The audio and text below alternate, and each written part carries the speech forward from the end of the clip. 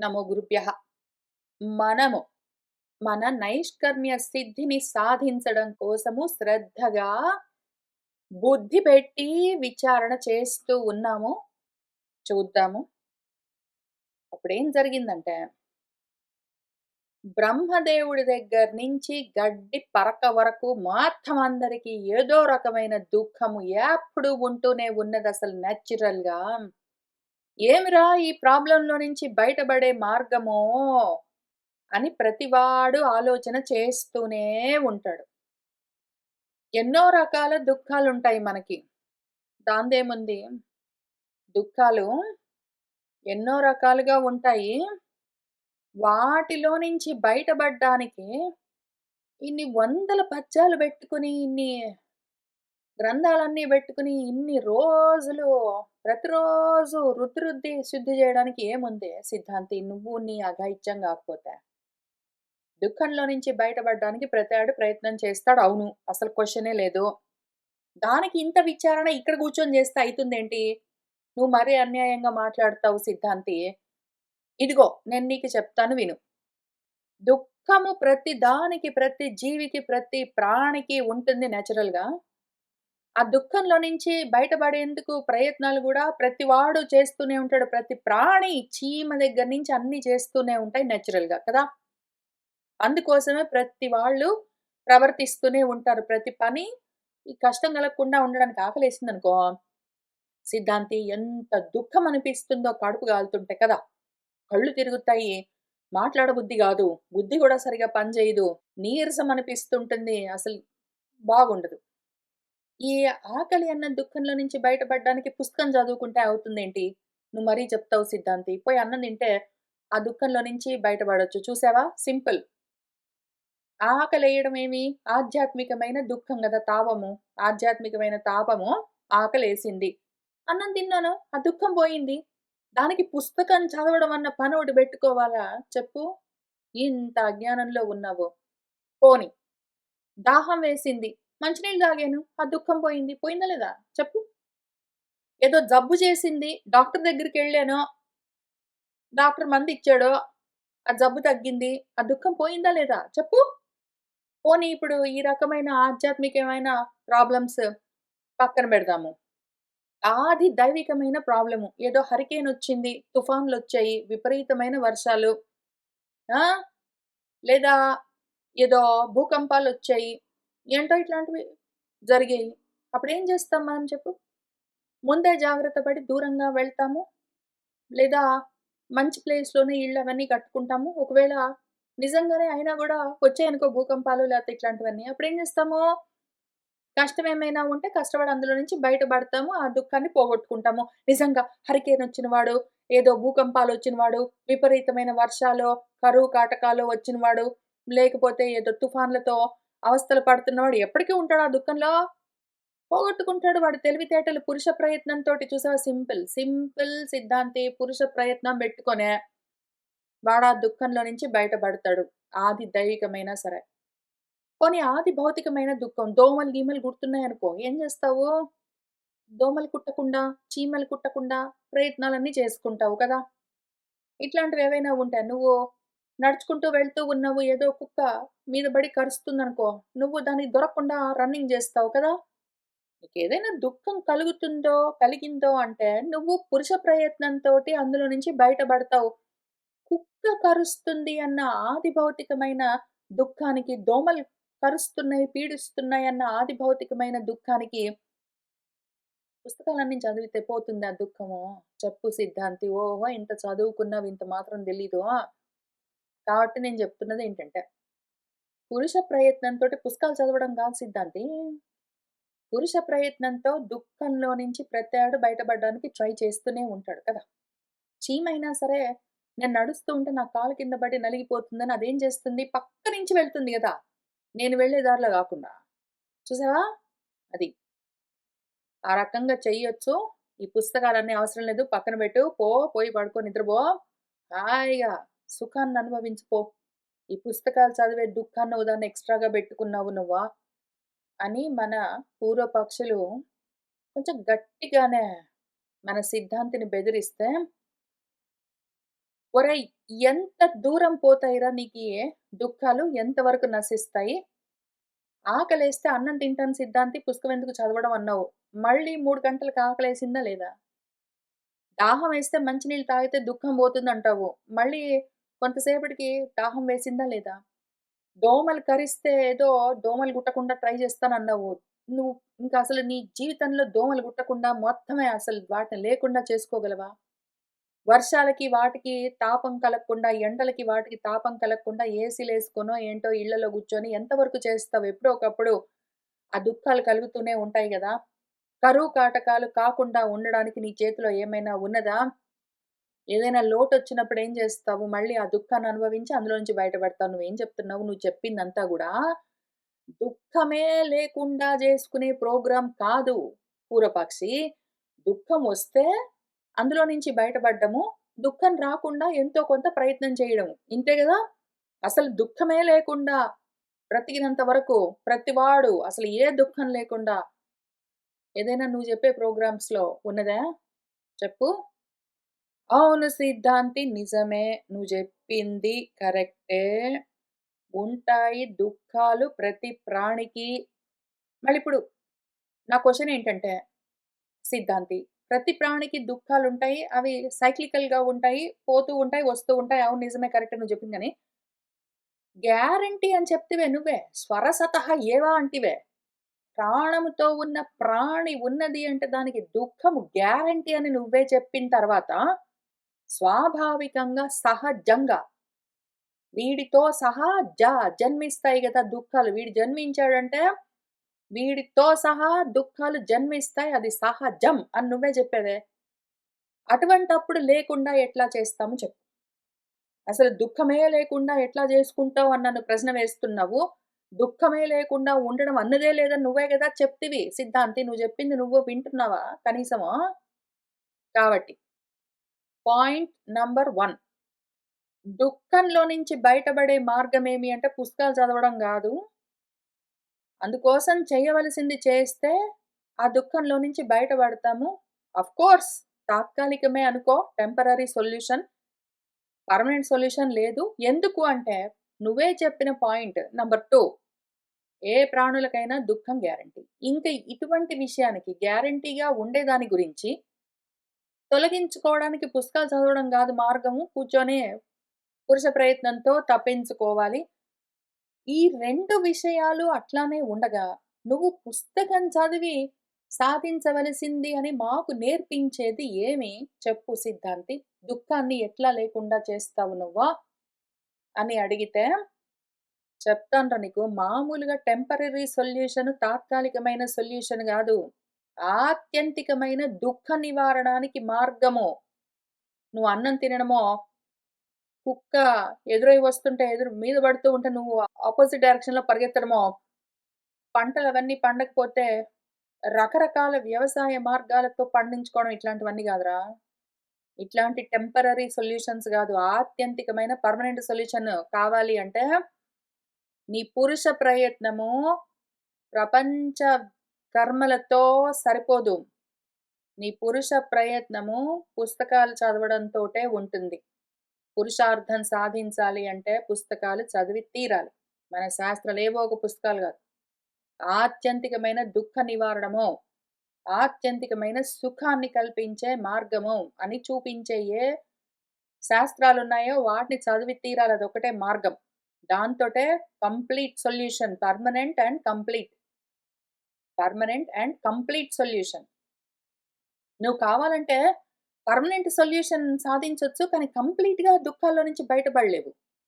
ఇప్పుడు దోమలు కుట్టకుండా నువ్వు ఏం చేయొచ్చంటే పర్మనెంట్ సొల్యూషన్ సాధించొచ్చు. కావాలంటే అసలింక నిజంగా గూడా నీ జన్మలో ఇంక బతికున్నంత వరకు ఇంతకుముందు సరే గాని, ఇంక ఇప్పటి నుంచి ఇవాల్టి నుంచి మళ్ళీ నువ్వు చనిపోయిన దాకా గూడా దోమలు గుట్టకుండా, చీమలు కుట్టకుండా, కుక్కలు నీ వెంట పడకుండా అట్లా నువ్వు ట్రై చేసుకున్నావే అనుకో. పోనీ పర్మనెంట్ సొల్యూషన్ చేసావే అనుకో. కంప్లీట్ సొల్యూషన్ ఉందా? కంప్లీట్‌గా ఇంక వేరే రకం దుఃఖాలు లేకుండా మొత్తమే చేసుకోగలిగావా? మేం చెప్పే సొల్యూషన్ ఏంటి? మన శాస్త్రాలు మనకు చూపిస్తూ ఉన్న సొల్యూషన్ ఏంటి అంటే, పర్మనెంట్ సొల్యూషన్ ప్లస్ కంప్లీట్ అన్ని రకాల దుఃఖాల్లో నుంచి సొల్యూషన్. చూసావా? Complete and permanent solution. అందుకోసం ఇంక కూర్చో చెప్తాను. నువ్వే చెప్పావు యాక్చువల్‌గా నీకు తెలీదని గాదు పూర్వపక్షి. నువ్వు ఇందాకేం చెప్పావు?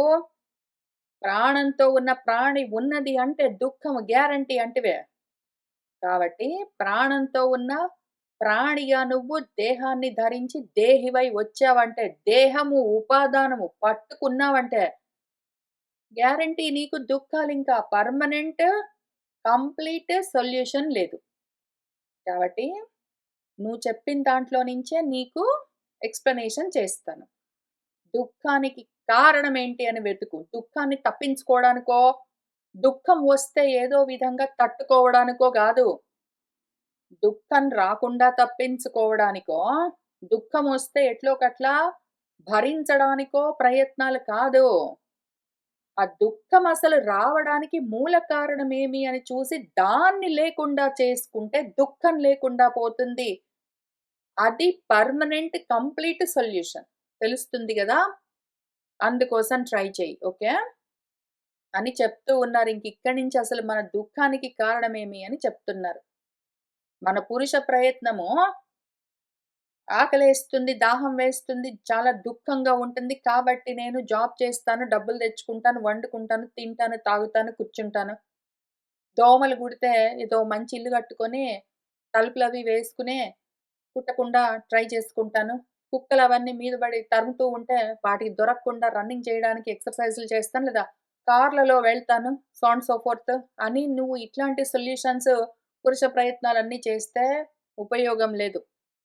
నీ పురుష ప్రయత్నము అసల దేహము ఉంటే గదా! ఈ ప్రాణంతో కూడిన దేహము ఉంటే గదా! ఆ దుఃఖము.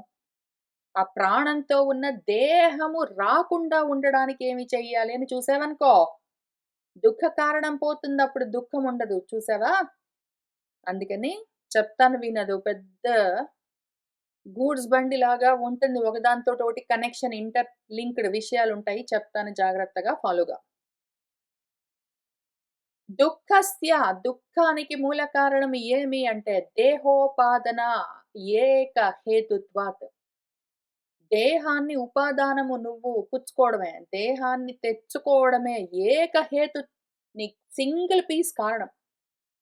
నీకు ఆకలేస్తుంది కాబట్టి దుఃఖము, దాహం వేస్తుంది కాబట్టి దుఃఖము, కుక్క కరుస్తుంది కాబట్టి దుఃఖము, పక్కన వాడు అరుస్తున్నాడు కాబట్టి దుఃఖము. ఇట్లాంటి దుఃఖ కారణాలు గాదు. ఇట్లాంటి అల్పమైన వచ్చే పోయే దుఃఖ కారణాలు గాదు. అస్సలు మొత్తం హోల్‌సేల్‌గా, కంప్లీట్‌గా దుఃఖానికి మూల కారణం రూట్ కాజ్ ఏమి అంటే నీ దేహము. నువ్వు దేహాన్ని ధరించడమే నీకు ఈ దరిద్రానికి కారణం. సరే అర్థమయ్యింది గురువుగారు సిద్ధాంతి. దేహాన్ని ధరించడం వల్ల ఈ దుఃఖము వచ్చింది అంటున్నావు గానీ ఈ విషయం తెలుసుకొని, అందుకోసం నేను ఈ పుస్తకాలు చదివితే ఉపయోగం ఏమి సిద్ధాంతి నీ అజ్ఞానం ఎసరా? దేహాన్ని ధరించడం వల్లే దుఃఖాలన్నీ వస్తాయి. దుఃఖానికి రూట్ కాజ్ మూల కారణం దేహాన్ని ధరించడమే అన్నావు గదా! నేను నీకొక సలహా చెప్తాను. పురుష ప్రయత్నంగా ఏమీ జేయకుండా ఉత్తగనే కూర్చున్నాననుకో, పుస్తకాలు గూడా చదవకుండా కూర్చున్నానే అనుకో. అప్పుడేమైతుంది చెప్పు? దేహము దాని పాటికది ఎప్పుడో ఒకప్పుడు పడిపోతుంది కదా! సిద్ధాంతి. కదా! దేహము ఆ టైమొస్తది పడిపోతుంది. దాంతో ఆ దుఃఖం నశిస్తుంది. ఈలోగా గూర్చొని కష్టపడి పుస్తకాలు చదవడం ఎందుకు? నువ్వు జెప్పిన శాస్త్రాలన్నీ చదివి, అర్థం గానివన్నీ పైగా నువ్వు ఇట్లాంటి విచిత్రమైన పద్యాలు, వచనాలన్నీ రాసిస్తే కష్టపడి చదువుకొని అర్థం జేసుకోవడమో, సంస్కృతం రాకపోతే నేర్చుకోవడమో, వస్తే నోట్స్ రాసుకోవడమో, దీని గురించి ఆలోచించడమో ఇంత జేయాలా? నీ అన్యాయం గాకపోతే సిద్ధాంతి. దేహం అదే పడిపోతుంది. దుఃఖం అదే నశిస్తుంది. పెద్ద విషయమేంటి? అంటే ఒరేయ్! నువ్వు ఇంతేనారా నువ్వు అర్థం చేసుకుంది? ఈ దేహం పడిపోతే ఇంకోటొస్తుందిరా. అట్లెట్లొస్తుంది? దేహం పడిపోతే ఇంకో దేహం అంటే చెప్తాను పట్టు. దేహస్య చ పూర్వోపచిత ధర్మాధర్మ మూలత్వాత్. ఇంతకు ముందు నువ్వు ఉపచితము సంపాదించుకున్న ధర్మము, అధర్మము అని ఏవేవో ఉన్నాయి గదరా! ధర్మాన్ని సంపాదించుకున్నావంటే దానివల్ల నీకు పుణ్యం ఉంటుంది. దాన్ని అనుభవించడం కోసం దేహం. అధర్మాన్ని సంపాదించుకున్నావంటే దానివల్ల అనుభవించవలసినవుంటాయి ఫలితాలు. అందుకోసం దేహం. చూసావా? ఈ దేహం పడిపోతే ఇంకో దేహం, ఈ దేహం పడిపోతే ఇంకో దేహం, ఏదో ఒక దేహం వస్తూనే ఉంటుంది. కంప్లీట్‌గా దుఃఖానికి పరిష్కారం ఉన్నదా? చెప్పు పూర్వపక్షి. ఓహో! నువ్వు అటునుంచొచ్చావా? సరే నిన్ను గూడా నేను డెవలప్ జేయాలి. చెప్తాను విను సిద్ధాంతి. ధర్మమో, అధర్మమో చేసినందువల్ల దేహము ధరించవలసి వస్తుంది. దేర్‌ఫోర్ దుఃఖమంటివే. ఈ ధర్మమో, అధర్మమో చేస్తే చేశానులే ఇంతకుముందు సంపాదించుకుంటే సంపాదించుకున్నాను సిద్ధాంతి. ఆ ధర్మమో, అధర్మమో అనుభవిస్తే అయిపోతుంది గదా! ఆ ధర్మమో, అధర్మమో ఏదో చేసినందుకో రావలసిన అనుభవాలు అనుభవిస్తే ఆ దేహము పరిసమాప్తమవుతుంది. సో, దేర్‌ఫోర్ దుఃఖం నశిస్తుంది. దానికి పుస్తకాలెందుకు చదవాలి సిద్ధాంతి అబ్బబ్బబ్బబ్బా! అని మనవాళ్ళు ప్రశ్న వేస్తే, అవును నిజమే గాని, ఈ ధర్మమో, అధర్మమో అసలెందుకొస్తుందని చూస్తున్నావా? ఈ ధర్మము, అధర్మమన్న సైకిల్ దాని యొక్క ఉచ్ఛేదనం ఉన్నదా? నువ్వు కంటిన్యూయస్‌గా ధర్మమో, అధర్మమో చేస్తూనే ఉంటే నీకు కంటిన్యూయస్‌గా దేహాలు ఉత్పన్నం అవుతూనే ఉన్నాయా లేదా? నువ్వు అదే పనిగా ధర్మమో, అధర్మమో చేస్తూనే ఉంటే, దాన్ని అనుభవించడం కోసం నీకు దేహాలు వస్తూనే ఉంటే, ఆ దేహాలు తెచ్చుకున్నందుకు నీకు దుఃఖాలు ఉంటూనే ఉంటాయి గదా! నీకు కంప్లీట్ అండ్ పర్మనెంట్ సొల్యూషన్ ఉన్నదా? చెప్పు పూర్వపక్షి. అవును. అయితే సరే నువ్వే జెప్పు. ఈ ధర్మ, అధర్మాలకు మూలమేంటో చెప్పు. చెప్తాను విను. తయోః చ విహిత ప్రతిషిద్ధ కర్మ మూలత్వాత్. నువ్వు ధర్మం ఎందుకు ఆచరిస్తావో పూర్వపక్షి, నీకేవో విహిత కర్మలని చెప్తారు కదా! ఇది నువ్వు చేయవలసింది, ఇది నీ కర్తవ్యము, ఇది నీ ధర్మము, గ్యారంటీగా చెయ్యాలి. చేయకపోతే నీకేంటో పాపం వస్తుందని చెప్తారు. కాబట్టి నువ్వు చెయ్యడానికి బయలుదేరుతావు. ఇది ప్రతిషిద్ధ కర్మ చెయ్యరాదు, వద్దు, తప్పు అని చెప్తారు. ఇది విధి అంటారు. ఇది నిషేధం అంటారు. ఏదో విధిలో, నిషేధాలో అన్న కర్మలను బెట్టుకుంటావు నువ్వు. ఇది నేను చెయ్యవలసిన కర్మండి. ఇది నేను చెయ్యకూడని కర్మండి అంటావు కదా! చెయ్యవలసిన కర్మండి అంటే దాని పేరు ధర్మము. చెయ్యకూడని కర్మ అన్నావు అంటే అది అధర్మము. కాబట్టి కర్మలు ముఖ్యము. ధర్మమో, అధర్మమో గాదు. కర్మలు చెయ్యడము కారణంగా నీకు ధర్మాధర్మాలు ఉంటాయి. వాటి ఫలితాలను అనుభవించడం కోసం దేహాలు తెచ్చుకుంటావో, ఇంకా దుఃఖాలు పొందుతూనే ఉంటావు. ఉన్నదా నీకు? ఈ కర్మ మూలంగా కలుగుతున్న దుఃఖాల నుంచి నివృత్తి ఉన్నదా? లేదు. అనివృత్తిః చూసావా? అందుకని దుఃఖాలు పొందుతూనే ఉంటావు. పర్మనెంట్ అండ్ కంప్లీట్ సొల్యూషన్ లేదు. అవును. నిజమే సిద్ధాంతి. మళ్ళీ అదే ప్రశ్న వేస్తాను. ప్రతిషిద్ధ కర్మలు అన్నవి చేస్తే ఆ కర్మ అయిపోతుంది గదా! కర్మ ఏదైనా సరే కర్మ, వర్క్, టాస్క్, యాక్టివిటీ, యాక్షన్, పని చేస్తే అయిపోతుంది గదా సిద్ధాంతి.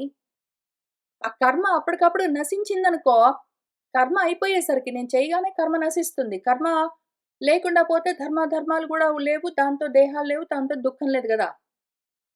కాబట్టి మనం పుస్తకాలు చదవడం వల్ల కర్మలు చేస్తే నశిస్తాయి సిద్ధాంతి. చేస్తుంటేనే గదా పనయిపోయేది. ఆ! పుస్తకాలు చదువుకుంటే కర్మలయిపోతాయా? చెప్పు. నువ్వు జాబ్ జేయాలనుకో, అన్నం తినాలనుకో, నిద్రపోవాలనుకో, బాత్రూమ్‌కెళ్ళి రావాలనుకో, లేదా ఏదో పద్యాలన్నీ రాయాలనుకో, ఈ కర్మలన్నీ నువ్వు చేస్తే అయిపోతూ ఉన్నాయా? నువ్వు పుస్తకాలు చదువుకుంటూ కూర్చుంటే ఈ కర్మలయిపోతున్నాయా సిద్ధాంతి? చెప్పు. ప్రతిదానికి పుస్తకం చదువుకో అంటావు. అవునురా నువ్వు చెప్పింది బానే ఉంది పూర్వపక్షి. నేనొక క్వెషన్ వేస్తాను. ఈ కర్మ అయిపోయిందనుకో, ఇంకో కర్మ జేయకుండా కూర్చుంటావా నువ్వు? ప్రాబబ్లీ నువ్వు ఆ టైంకి అన్నం తిన్నావంటే, ఆ టైంకి ఆ కర్మ అయిపోయుండొచ్చు. మళ్ళీ నెక్స్ట్ అన్నం తినగానే నువ్వేం జేస్తావు? నెక్స్ట్ పోయి ఎవరితోటో మాట్లాడతావు, లేదో జాబ్‌కెళ్తావు, లేదో వాకింగ్‌కెళ్తావు, లేదో పుస్తకాలు రాస్తావు, లేదో చదువుతావు, లేదో టీవీ జూస్తావు. ఒక కర్మ అయిపోతే ఇంకొక కర్మను పెట్టుకుంటూనే ఉన్నావా లేదా? ఆ! సో, అట్లా వచ్చావా నువ్విప్పుడు సిద్ధాంతి? సరే అయితే నిన్నొక క్వెషన్ అడుగుతానిప్పుడు. నువ్వే చెప్పు. ఈ కర్మకు మూలమేంటో చెప్పు. కర్మలెందుకు అట్లా పెట్టుకుంటాను నేను? ఒక కర్మ గాపోతే ఒక కర్మ ఎందుకు బెట్టుకుంటున్నాను? ఎందుకు అంటే కర్మణఃచ రాగద్వేష ఆస్పదత్వాత్ రాగాలు, ద్వేషాలు ఉంటాయిరా నీకు. పనులు చేయాలంటే పని పెట్టుకోవడానికి. ఏదో నీకిష్టం గాబట్టో, నీకిష్టం లేదు గాబట్టో నువ్వు పనులు చేస్తుంటావు కూర్చొనే. అన్నం తినడం నీకిష్టం. ఆకలేసిందని తింటావులే కానీ, ఒక్కొక్కసారి ఆకలేస్తే గూడా అన్నం తినకుండా ఎందుకు కూర్చుంటావు? నీకిష్టం ఉండదు. ఏదో వంకాయ కూర నచ్చలేదనుకో తినవు. ఏదో ఒక్కోసారి నీకు ఆకలి వెయ్యదు. అయినా గూడా నీకు ఏదో బిర్యానీ అంటే చాలా ఇష్టమైతే తింటావు కదా! కాబట్టి కర్మ చెయ్యడానికి కర్మ ఉన్నది గాబట్టి ఏదో ఈ దుఃఖంలో నుంచి తప్పించుకోవడానికి కోసమే నేను తప్పనిసరి గాబట్టి ఇప్పుడు కుక్క కరుస్తుందని భయానికి ఆ దుఃఖంలో నుంచి బయటపడడం కోసం నేను రన్నింగ్ జేస్తానంటున్నావు. నువ్వు నిజంగా కుక్క లేకపోయినా గూడా టైమ్ పాస్‌కి రన్నింగ్ జేయట్లేదు. ఎందుకు? నీకు ఇంట్రెస్ట్ కాబట్టి కదా! నీకు ఇంట్రెస్ట్ ఉంది గాబట్టే ఏదో ఒక కర్మ జేస్తుంటావు. నీకు ఏదో ఒక పనంటే ఇష్టం లేదు గాబట్టే, నీకేదో ఒక వస్తువంటే, ఒక విషయమంటే, ఒక పదార్థం అంటే ఇష్టం లేదు గాబట్టే, తప్పించుకోవడానికి ఒక మనిషి నీకిష్టం లేదనుకో, కుక్క వెంటబడి తరుముతుంది, నాకెంత దుఃఖమొస్తుంది, అందుకని నేను రన్నింగ్ చేస్తాను గాదు. నీకెవడో ఒక మనిషంటే చాలా ఇష్టముందంటే, వాడి వైపుకి రన్నింగ్ జేస్తావు.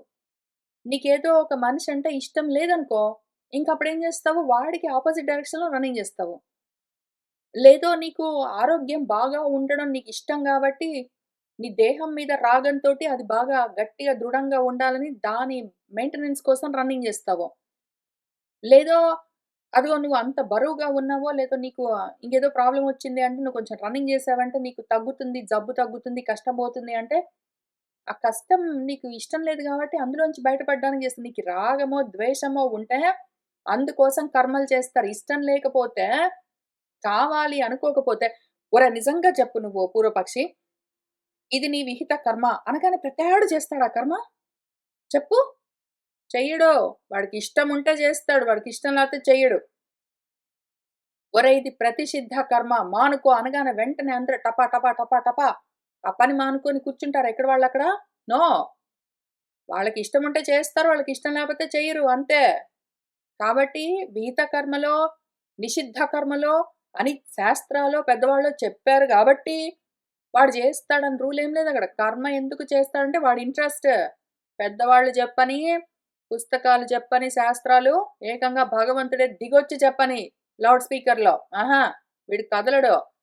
వీడెందుకు చేస్తాడు? వాడికిష్టమైతే జేస్తాడు. వాడికిష్టం కాకపోతే చేస్తాడు. వాడిష్టం. కాబట్టి నీలోని రాగ ద్వేషాలే కర్మలకు మూల కారణము. సరే. నువ్విట్లా చెప్తున్నావు గదా సిద్ధాంతి. కర్మలకు మూల కారణం రాగద్వేషాలైతే, ఆ రాగమైన, ఆ ద్వేషమైన ఎంత కాలం ఉంటుందనుకుంటున్నావు సిద్ధాంతి నువ్వు? చెప్పు. కొంచెం సేపుంటుంది. వంకాయ కూరంటే ఇష్టం ఎంతసేపుంటుంది?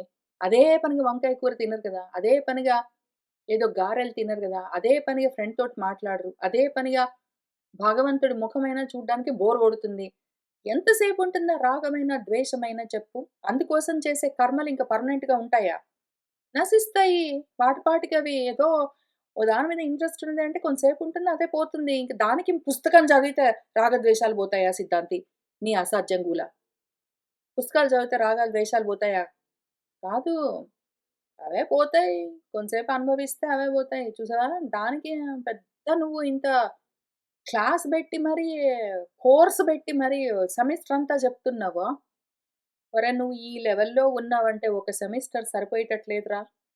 ఇవేదో కొద్ది వందల శ్లోకాలు ఒక 5, 6 నెలల్లో ఒక సెమిస్టర్‌లో ఫినిష్ చేయొచ్చనుకున్నాను గానీ, నువ్వు ఇక్కడున్నావు గాబట్టి అవకాశమే లేదు. ప్రాబబ్లీ ఓ సంవత్సరం పడుతుందో, ఎక్కువే పడుతుందోరా. ఇదిగో నువ్వు ఇంత మాట అన్నావు గాబట్టి నేనిప్పుడే చెప్తాను నీకు సిద్ధాంతి. అసలు నువ్వు చెప్పే దాని మీద నాకు రాగమే లేదు. పో. అసలు ఈ కర్మే చెయ్యను. అసలు ఈ కర్మ చేయడమే నాకు చాలా దుఃఖంగుంది. చూసావా? అసలు నువ్వు కూర్చోబెట్టి ఇంత దూరం సాగదీసి చెప్తుంటే వినడానికి నాకు చాలా దుఃఖంగుంది. ఈ కర్మ నాకు ఇంట్రెస్ట్ లేకుండా ఎందుకు చేస్తా అనుకుంటున్నా చెప్పు. ముందు కుక్క వెంబడి పడడమో, దోమలు కరవడమో, ఆకలి వేయడమో పక్కన పెడదాము సిద్ధాంతి. అసలు నిన్నొదిలించుకోవడం ముఖ్యం నాకు. సరే నీ ఇష్టం గానీ, సరే అట్లనే గానీ నన్నిక్కడ వదిలిపెట్టుకొని పోతావనుకో, నన్నెట్లో ఒకట్లా వదిలించుకొని నువ్వు అటు బోయావనుకో, నీ ఇష్టం. నీ ఇష్టం గాబట్టి ఈ కర్మ జేయక్కర్లేదు. నేను జెప్తున్న మాట నువ్వు వినక్కర్లేదు. కానీ అంత మాత్రానికే నీకు కంప్లీట్‌గా, పర్మనెంట్‌గా దుఃఖంలో నుంచి నీ అన్ని రకాల దుఃఖాల్లో నుంచి ఇంక ఆత్యంతికమైన కంప్లీట్ సొల్యూషన్ దొరుకుతుందారా నీకు పర్మనెంట్‌గా? ఆ! నాకర్థమైంది. నువ్వు చెప్తున్నదేంటో నాకర్థమైంది సిద్ధాంతి. ఇప్పుడు పోతే పోరా నువ్వు నన్నొదిలించుకొని మళ్ళీ రావేంటి వచ్చే వారం వచ్చి మళ్ళీ కూర్చుంటావు. కాబట్టి నన్నొదిలించుకోవడం అన్నది గూడా నీకు పర్మనెంట్ సొల్యూషన్ లేదనే గదా చెప్తున్నావు నువ్వు సిద్ధాంతి. నిన్ను వదిలించుకోవడము నాకిష్టం లేదని జెప్పి నువ్వంటే నాకు ద్వేషం గాబట్టి నేను రన్నింగ్ జేస్తే గూడా ఇప్పుడు లేచి లేచి పోతే గూడా మళ్ళీ పట్టుకుని తెచ్చి మరి కూర్చోబెట్టి పెట్టి నాకు చదివిస్తావు గదా నన్ను. సరే నువ్వే జెప్పు ఇప్పుడు. ఈ కష్టంలో నుంచి నేను బయటపడ్డానికి నాకు దారి జూపించవు. రాగద్వేషాలు ఇట్లా అప్పటికప్పుడు బోతే మళ్ళీ కలుగుతుంటాయని చెప్తున్నావు గదా! పర్మనెంట్‌గా, కంప్లీట్‌గా పోవు అని. అయితే మరి దీని మూల కారణం ఏంటి చెప్పవు అంటే చెప్తాను విను. రాగద్వేష ఆస్పదత్వాత్ నీకు కర్మలుంటాయి గానీ, రాగద్వేషయోః చ కారణమేమి హేతువు మూల కారణం అంటే, శోభన, అశోభన అధ్యాస నిబంధనత్వాత్ నీకొక మంచి, ఒక చెడు అని మనసులో ఐడియా ఉంటుంది. నీకు మంచి అని అనిపించిన దాని మీద రాగం కలుగుతుంది. నువ్వు ఇప్పుడు నేను చెప్పాను గదా! నువ్వే అన్నావు గదా! నువ్వు చెప్తున్నది వినాలంటే నాకు చాలా దుఃఖంగా ఉంది. అబ్బో! ఇదంతా ఎవడు ఆలోచిస్తాడో, ఎవడు వింటాడో సిద్ధాంతి నేను పోతాను. నాకిష్టం లేదు. ఈ కర్మ చెయ్యను అన్నావు. మళ్ళీ వచ్చే వారం వచ్చి కూర్చుంటాను అని నువ్వే చెప్పావు. ఎందుకు చెప్పావురా నువ్వు చెప్పు? ఈ రాగము, ఈ సబ్జెక్ట్ మీద నీకు రాగము ఇప్పుడు నశించినా గూడా, మళ్ళీ దాని మీద రాగం కలిగి, ఇప్పటికి దీని మీద నీకు ద్వేషం కలిగి నువ్వు వెళ్ళిపోయినా గూడా, మళ్ళీ ఆ ద్వేషం తగ్గి నువ్వే వచ్చి ఎందుకు ఇక్కడ కూర్చుంటున్నావు చెప్పు? ఎందుకు అంటే ఆ సబ్జెక్ట్ అటువంటిది. శోభనము. నీకు ఇంట్రెస్ట్ అనిపిస్తే, రాగం కలిగితే మళ్ళీ కర్మ మొదలవుతుంది. మళ్ళీ నువ్వు ఇది విహిత కర్మ అనుకోని, నీ ధర్మంగా వచ్చి నీ దేహాన్ని తెచ్చి ఇక్కడ కూర్చోబెడతావు దుఃఖమైనా సరే. కూర్చోవడానికి నీకు కష్టమైనా సరే, వినడానికి విసుగొచ్చినా సరే, నీరసం అనిపించినా సరే, నిద్రొచ్చినా సరే ఎందుకు కూర్చుంటావు? ఇది శోభనము, మంచిది అనుకుంటావు కదా! అట్లనే అశోభనము మంచిది కాదు అనుకున్నావనుకో, ఏదో అదే పనిగా అతిగా గారెలు తినడం మంచిది కాదు అనుకున్నావనుకో, అప్పుడేం చేస్తావు? దాని మీద ద్వేషం కలిగితే ఆ కర్మ చెయ్యవు. దానితో అంతగా తినొద్దు, ఒబేసిటీ ప్రాబ్లమ్స్ అన్నీ వస్తాయి అంటే, ఇది నాకు అధర్మము, మంచిది గాదు అనుకుంటావు. ఆ దేహాన్ని ఇంకెక్కడికైనా తీసుకొని వెళ్తావు. ఆ రకంగా అప్పటికి వెళ్తావు. మళ్ళీ అయినా గూడా తినాలన్న ఆశ ఉంటుంది. ఆ దుఃఖం అట్లనే ఉంటుంది. ఈ రకంగా నీకిష్టమో, ఇష్టము లేదో అన్న దాన్ని బట్టి నీకు రాగమో, ద్వేషమో కలిగి అందుకోసం నువ్వు ఏవో ఒక కర్మలు విహితాలో, ప్రతిషిద్ధాలో చేస్తూనే ఉంటావు. ధర్మమో, అధర్మమో అనుకుంటూ ఆ దేహాన్ని బెట్టుకొని. దాంతో ఆ దుఃఖం ఎప్పుడూ ఉంటూనే ఉంటుంది నీకు. సరే, ఇట్లా గూడా ఆలోచన చేద్దాము సిద్ధాంతి. మంచో, చెడో అన్న అధ్యాస వల్ల దానితో బద్ధమై ఉండడం చేత, ఆ నిబంధన వల్ల నాకు రాగద్వేషాలు కలుగుతున్నాయి అంటున్నావు గదా! ఇది గూడా టెంపరరీ గదా! మంచో, చెడో అనిపించడము ఇప్పుడు అన్నం తినడము మంచి అనుకోని నేను చేస్తూ ఉంటే, అన్నం తినడం పైన రాగంతో నేను ఆ కర్మ చేస్తూ ఉంటే అది విహిత కర్మే. అది నా ధర్మము. దేహాన్ని పోషించడం కోసం అవును ఇదంతా బానే ఉంది గానీ, ఆ మంచి అన్న ఫీలింగ్ గూడా ఎంతసేపు ఉంటుంది చెప్పు సిద్ధాంతి? అది గూడా నశిస్తుంది గదా! కొంతసేపటికి ఇది నాకు శోభనము. ఇది నాకు శోభస్కరము. ఇది నాకు అశోభనము. ఇది నాకు మంచిది కాదు అని కూడా ఎంతసేపు ఉంటుంది? దాని పాటికి అదే పైకి లేస్తుంది. అదే పోతుంది గదా! పుస్తకాలు చదవడం వల్ల మంచి, చెడు అన్న ఆలోచన నశిస్తుందా? కాదు గదా! అని అడిగితే, అవును గాని నేను చెప్తున్న మాట నువ్వు ఫోకస్ చేయలేదు. అధ్యాస అని చెప్పాను. మంచి, మంచిది కాదు అన్న ఫీలింగ్స్ అన్నీ నువ్వే అధ్యారోపణ చేసుకుంటున్నావు. దేనిపైన అధ్యారోపణ చేసుకుంటున్నావు అని ఆలోచన చెయ్యి. అధ్యాసస్య మూల కారణమేమి అంటే, అవిచారిత సిద్ధ ద్వైత వస్తు నిమిత్తత్వాత్. నువ్వు ఆలోచించలేదనుకో, అసలు నిజంగా ఈ దుఃఖంలో నుంచి బయటపడాలి, బయటపడాలని ట్రై చేస్తున్నావు. ఇంతగా ఆలోచన చేస్తున్నావు గాబట్టి, నిన్ను నెమ్మదిగా మెట్లెక్కిస్తూ తీసుకొని వెళ్ళవలసొచ్చింది గానీ, నేను చెప్తాను జాగ్రత్తగా విను నువ్వు శ్రద్ధగా పూర్వపక్షి. ఎంతో తెలివి గలిగిన వాడివి, గొప్ప బుద్ధి కలిగిన వాడివి. చెప్తాను విను. నువ్వు విచారణ చెయ్యలేదనుకో, ఇంకా అటువంటి అనాలోచితమైన, అవిచారితమైన అజ్ఞానపు భూమికలో మాత్రమే, అవిద్యా భూమికలో మాత్రమే ఈ జగత్ సిద్ధంగా ఉన్నట్టుగా అనిపిస్తున్నది. అప్పుడే అది సిద్ధిస్తుంది. నువ్వసలు ఈ దుఃఖంలో నుంచి బయటపడవలసిన పని గూడా లేదు. విచారించి చూస్తే, విచారణ చేస్తే, జాగ్రత్తగా ఆలోచన చేస్తే, శాస్త్రాలు అందుకనే పుస్తకాలు పెట్టుకుని జాగ్రత్తగా ఆలోచిస్తే నీకు తెలిసేదేమి అంటే, అసలు ఈ జగత్తంతా ఉన్నది అని అనిపిస్తున్నది కదా నీకు. ఈ సంసారమంతా ఉన్నది. సంసారంలో రకరకాల తాపాలున్నాయి. ఈ తాపత్రయాలన్నీ నాకు దుఃఖం కలిగిస్తున్నాయి అని ఉన్నాయని నువ్వు అనుకుంటూ ఉన్నవన్నీ గూడా ఎంతవరకు సిద్ధిస్తాయి? ఎంతవరకు ఉంటాయనుకుంటున్నావు? నువ్వు విచారణ చెయ్యకుండా, ఆలోచన లేకుండా గుడ్డిగా నమ్ముతూ ఉన్నంత వరకు మాత్రమే అవన్నీ ఉన్నాయి. గుడ్డితనం ఎందుకొచ్చింది అంధత్వము అంటే, ఆత్మను చూడలేని స్థితి. నువ్వు ఆత్మను చూడలేకపోవడం చేత అనాత్మలన్నింటినీ చూస్తూ అవి నిజంగా ఉన్నాయనుకొని అందులో నుంచి తప్పించుకోవడానికి ట్రై చేస్తున్నావు. లేని వాటిలో నుంచి తప్పించుకోవడానికి నీకు అవకాశం లేదు గాబట్టి, అవి ఎప్పుడూ ఉంటూనే ఉంటాయి. నువ్వు ఉన్నాయని అనుకుంటున్నావు గాబట్టి, అందుకని లేని వాటిని ఉన్నాయనుకుని వాటిని అనుభవిస్తున్న నీకు ఆ లేని దుఃఖాలు ఎప్పటికీ ఉంటూనే ఉంటాయి. నశించవు. తెలుస్తున్నదా? అవిచారిత సిద్ధం ఇవి.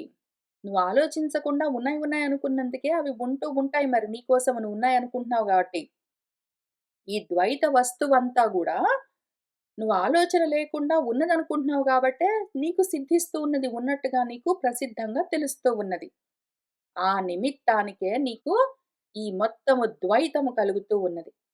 ఈ ద్వైతమంతా ఎందుకున్నది? ద్వితీయంగా జగత్తంతా ఏదో ఉన్నదని నీకెందుకనిపిస్తున్నది అంటే, కేవలము నువ్వు దాని గురించి ఆలోచన చెయ్యట్లేదు. ఆత్మ ఆలోచన చెయ్యట్లేదు గాబట్టే, అనాత్మల్ని చూస్తూ ఉన్నావు గాబట్టే, అనాత్మలు నిజంగా లేవు గాబట్టే, అవి లేకుండా పోవడం అన్నది కొత్తగా ఉండడం అన్నది లేదు గాబట్టి, నువ్వు ఉన్నాయనుకుంటూ ఉంటావు. అవి ఉంటూ ఉంటాయి. ఆ రకంగా అందులో నుంచి నువ్వు తప్పించుకోలేవు. ఈ దుఃఖంలో నుంచి ఆత్యంతికమైన నివృత్తి నీకు కలిగే అవకాశం లేదు ఆ విధంగా. ఈ ద్వైతానికి కారణమేంటో గూడా చెప్తాను విను. అని ఇక్కడి నుంచి ఎగ్జాంపుల్‌తో సహా మళ్ళీ మనకు చెప్తూ ఉన్నారు. ఒక శుక్తిక రజతాదివత్ సర్వస్యాపి స్వతసిద్ధ అద్వితీయ ఆత్మ అనవబోధ మాత్ర ఉపాదానత్వాత్ అవ్యావృత్తిః. ఏదో ముచ్చపు చిప్ప వెండిలాగా కనిపించడము మరి జరుగుతూ ఉంటుంది. నువ్వది ముచ్చపు చిప్ప అని తెలుసుకున్నావు అంటే అది వెండి కాదు అని తెలుస్తుంది. ఇంక నీకు ఆ మోహము, ఆ భ్రాంతి తొలగుతుంది. ఆ రకంగా సర్వస్య అన్ని విధాలుగా గూడా స్వతసిద్ధంగా ఉన్న అద్వితీయమైన ద్వితీయము రెండోదే లేని, ద్వైతమన్నదే లేని అద్వైతమేదున్నదో ఆత్మ దాన్ని అనవబోధ మాత్రము అవబోధ మాత్రం కావట్లేదు నీకు. ఆ జ్ఞానం కలగట్లేదు గదా! స్వతసిద్ధమైన, అద్వితీయమైన ఆత్మ నీకు తెలియట్లేదు గాబట్టి, నీ స్వరూప జ్ఞానము నీకు లేకపోవడమన్నా కారణము ఇదొక్కటే. ఆ ఒక్క కారణము అంత మాత్రం కారణం చేత స్వతసిద్ధంగా ఉన్న అద్వితీయమైన ఆత్మను తెలుసుకోవడమన్న ఉపాదానము లేదు. దాన్ని పట్టుకోవట్లేదు. నువ్వు ఆత్మను పట్టుకోకుండా ఉండడము ఒక్కటే కేవలం ఇదొక్కటే కారణానికి నువ్వు ఇదిగో ఈ ద్వితీయాన్ని చూడ్డం. దేర్‌ఫోర్ అధ్యాసలు చేసుకోవడం. ఆత్మ, అనాత్మల్ని ఒకదాని పైన ఒకటి అధ్యాస చేసుకోవడం. మంచో, చెడో అనుకోవడం. రాగాలో, ద్వేషాలో కలిగి ఉండడం. అందుకోసం కర్మలు చేయడం. అవి మళ్ళీ విహితమో, ప్రతిషిద్ధమో. మళ్ళీ వాటిని ధర్మమో, అధర్మమో అనుకో. అందుకోసం దేహం ధరించు ధర్మంగా కర్మలు చేయడం కోసం. ఇంకా దుఃఖాలనుభవించు. ఈ దేహాన్ని నువ్వు ఉపాదానము గ్రహించడానికి ఏక హేతువేమి ఆత్మ అవబోధ చెయ్యకపోవడం మాత్రమే కారణము. ఆత్మను ఉపాదానము చెయ్యకపోవడం వల్ల దేహాన్ని ఉపాదానం చేయడం జరుగుతూ ఉన్నది. ఆత్మను పట్టుకోలేకపోవడం చేత దేహాల్ని గ్రహించవలసొస్తుంది.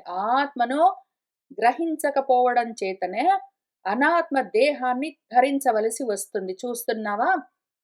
అందుకనే ఈ అవ్యావృత్తి ఇది తొలగిపోవడం అన్నది లేకుండా ఉన్నది. నువ్వు ఆత్మని గ్రహించట్లేదు. అగ్రహణం చేస్తున్నావు. అందుకనేం చేస్తావు నెక్స్ట్ ఆప్షన్? ఆత్మ ఉపాదానం లేదు కాబట్టి దేహాన్ని ఉపాదానం చేస్తావు.